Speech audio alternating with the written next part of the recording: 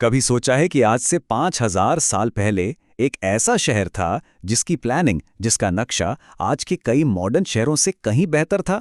आज हम बात कर रहे हैं दुनिया के सबसे पुराने और सबसे रहस्यमयी महानगरों में से एक, मोहनजोदड़ो की। देखिए, ये सिर्फ कोई इतिहास का चैप्टर नहीं है।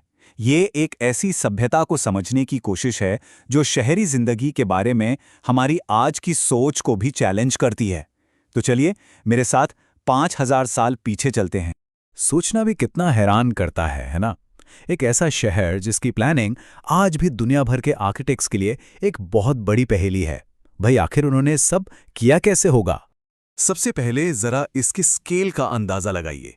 जब ये शहर अपनी पीक पर था तो यहाँ लगभग 85,000 लोग रहते थे। और ये पूरी आबादी 200 हेक्टेयर के एक बहुत बड़े इलाके में फैली हुई थी। मतलब आज के कई छोटे शहरों से भी बड़ा। ये सच में कॉपर एज यानी ताम्र युग का एक सुपर सिटी था। तो इस शहर की हमारी सैर शुरू होती है इसके सबसे ऊंचे और सबसे जरूरी हिस्से से, जिसे गढ़ कहा जाता है। ये शहर का, आप कह सकते हैं, एडमिनिस्ट्रेटिव और पब्लिक लाइफ का सेंटर था, जिसे 1922 में आर्कियोलॉजिस्ट राखलदास बनर्जी ने खोजा था। आर्कियोलॉजिस्ट के लिए ये गढ़ ही शहर का दिल था। और सोचिए, इतिहास भी कितनी परतें ओढ़े रहता है। इन्हीं खंडरों के ऊपर सदियों बाद एक बौद्ध स्तूप बनाया गया। और मजे की बात यह है कि इसी स्तूप की वजह से मॉडर्न आर्कियोलॉजिस्ट का ध्यान इस प्राचीन शहर की तरफ गया। इसी गढ़ में हमें प्राचीन इंजीनियरिंग का एक जीता जागता चमत्कार मिलता है, महास्नानघर या द ग्रेट बाथ। अरे ये सिर्फ एक तालाब नहीं था, ये तो एक बेहद कॉम्प्लेक्स स्ट्रक्चर था। पक्की ईंटों से बना हुआ और पानी को रोकने के लिए चूने और जिप्सम से सील किया गया।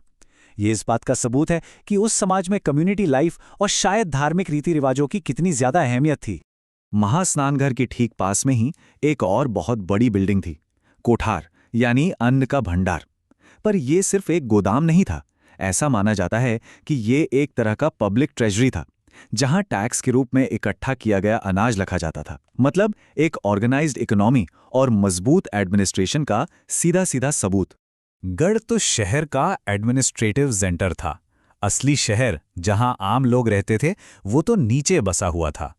तो चलिए अब उस निचले शहर में उतरते हैं, जहां हमें शहरी प्लानिंग के सबसे क्रांतिकारी आइडियाज देखने को मिलते हैं। मोहनजोदड़ो की जो सबसे खास बातों में से एक है वो था इसका ग्रिड प्लान।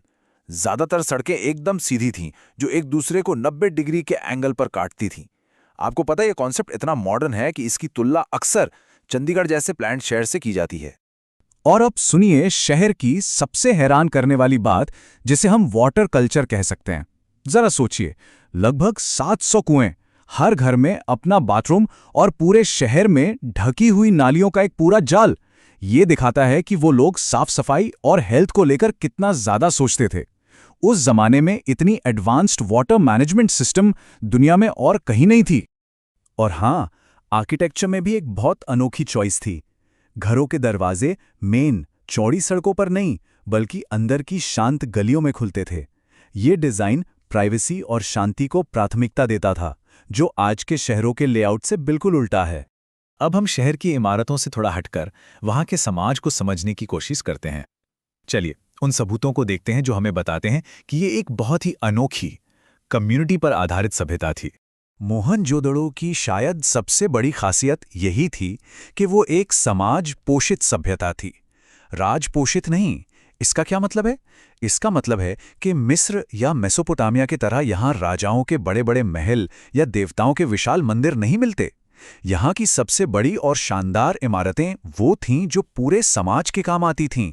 अरे पर इसका मतलब ये बिल्कुल नहीं कि ये समाज कला में पीछे था। खुदाई में जो चीजें मिली हैं वो तो जबरदस्त आर्ट और क्राफ्ट का सबूत हैं। चाहे वो फेमस डांसिंग गर्ल की मूर्ति हो या बहुत ही बारीक काम वाली मोहरें, सब कुछ उनकी कला को दिखाता है। लेकिन ध्यान देने वाली बात यह है कि मिली हुई चीजें पर्सनल हैं, छोटे स्केल की हैं। यहां तक कि जो मुकुट मिले हैं वो भी काफी छोटे हैं। और यहीं पर आकर मोहनजोदाड़ो का सबसे बड़ा रहस्य हमारे सामने खड़ा हो जाता है। एक इतना बड़ा, इतना ऑर्गेनाइज्ड शहर, लेकिन खुदाई में जंग का एक भी हथियार नहीं मिला। औजार तो हैं, पर तलवारें, ढाल या भाले कुछ नहीं। ये कैसे हो सकता है? क्या यहाँ का समाज ताकत से नहीं, बल्कि आपसी समझ और अनुशासन से चलता था?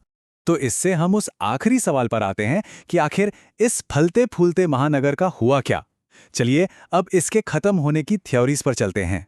एक जो सबसे मजबूत थ्योरी है वो ये कहती है कि जिस चीज ने इस शहर को इतना महान बनाया शायद वही उसके अंत का कारण भी बनी, पानी। जरा सोचकर देखिए, शहर की पूरी वाटर कल्चर उन 700 कुओं पर टिकी थी। नहरों का कोई सबूत नहीं है, मतलब वो पूरी तरह से जमीन के नीचे के पानी पर निर्भर थे। जैसे जैसे आबादी बढ़ी, पानी का इस्तेमाल भी बढ़ता गया और धीरे धीरे जमीन के नीचे का पानी का लेवल इतना नीचे चला गया कि कुएं सूख गए और शहर में रहना नामुमकिन हो गया और लोगों को मजबूरन शहर छोड़ के जाना पड़ा। लेकिन शायद सबसे बड़ा रहस्य ये है कि हम उनकी अपनी आवाज कभी नहीं सुन पाए। सिंधु घाटी की जो लिपि है वो आज भी एक पहेली है। ये एक ऐसी बंद किताब है जिसमें उनके सारे राज दफन हैं। और मोहनजोदाड़ो हमें एक बहुत बड़े सवाल के साथ छोड़ जाता है। क्या कोई समाज सिर्फ सहयोग और अनुशासन के दम पर महान बन सकता है, या फिर बिना राजा और हथियार के क्या उसका अंत तय है? इस सवाल का जवाब शायद हमेशा के लिए इतिहास में खो चुका है।